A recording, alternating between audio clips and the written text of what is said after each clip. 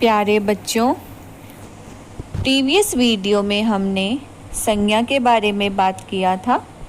अब हम बात करेंगे संज्ञा के भेद। तो सबसे पहले एक बार पुनः संज्ञा की परिभाषा देख लेते हैं हम। किसी व्यक्ति, वस्तु, स्थान, प्राणी या भाव के नाम को संज्ञा कहते हैं। प्राणी का मतलब होता है बच्चों जानवर, ठीक है।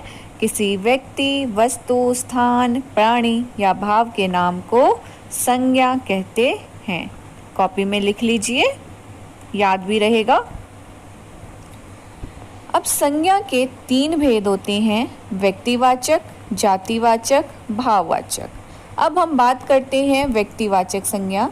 जिस संज्ञा शब्द से उसकी संपूर्ण जाति का बोध हो उसे जातिवाचक संज्ञा कहते हैं।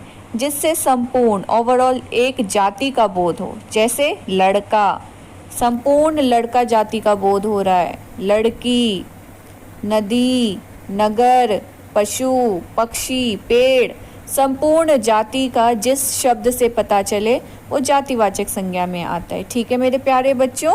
अब हम बात करते हैं व्यक्तिवाचक।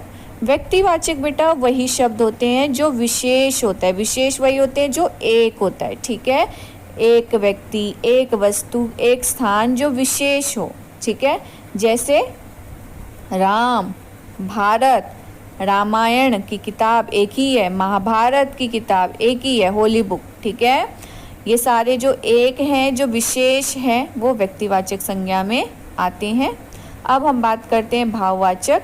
जिस संज्ञा शब्द से पदार्थों की गुण, दोष, अवस्था इत्यादि का बोध हो, जैसे बुढ़ापा, मिठास, बचपन, मोटापा, चढ़ाई, थकावट इत्यादि। ये सब हमें गुण, दोष और अवस्था यानी स्टेट की पोजीशन का पता चलता है। ये सभी हमारे कौन सी संज्ञा में आते हैं? भाववाचक संज्ञा में आते हैं, ठीक है बच्चों। इसके अलावा संज्ञा के 2 और भेद होते हैं। आप कंफ्यूज भी हो जाओगे, इसलिए मैम आपको बता देती हैं। संज्ञा के 3 या 5 दोनों कह सकते हो। तो चौथा जो है वो समुदायवाचक है और 5वां द्रव्यवाचक, ठीक है। ध्यान से देखिए। समुदायवाचक किसी व्यक्ति, वस्तु का समूह को समुदायवाचक कहते हैं। व्यक्ति, वस्तु इनके समूह को, ठीक है। जैसे सेना, कक्षा, भीड़, ये पूरे एक समूह को डिनोट करता है, इसलिए इसे हम समुदायवाचक कहते हैं, ठीक है। और उसके बाद आता है हमारा लास्ट द्रव्यवाचक संज्ञा। कौन सा आता है बच्चों? द्रव्यवाचक।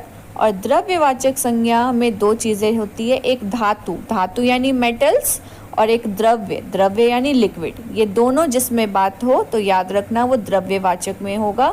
जैसे तेल लिक्विड है, लिक्विड को हम हिंदी में द्रव्य कहते हैं। क्या कहते हैं? द्रव्य।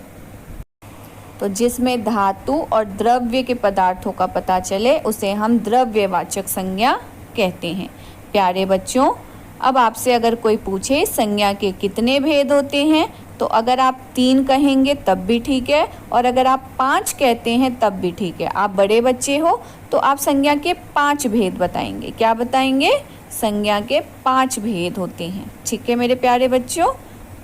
अब इसको ध्यान से देखिए और कॉपी में लिख लीजिए।